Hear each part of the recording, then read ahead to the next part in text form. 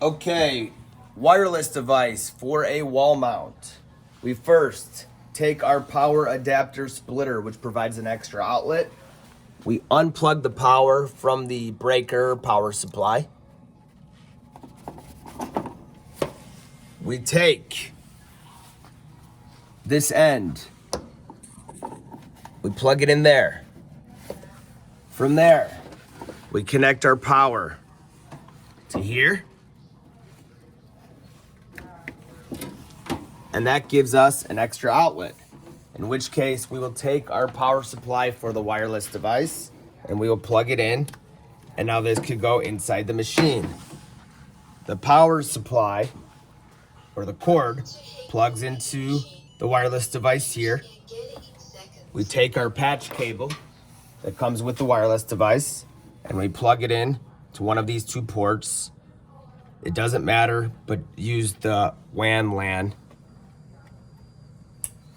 The other end will plug in to the Ethernet port that is on the breaker.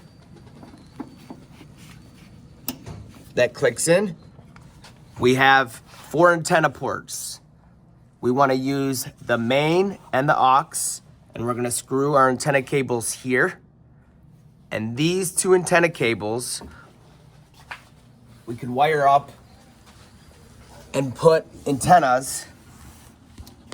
They will come with the wireless device. They might look like this, and they will sit on top of the machine. The third mount that's in there is for the Nayax card reader, in which case you will take an antenna like this. So there will be 3 antennas, one for the Nayax reader and the 2 for the wireless device, main and aux.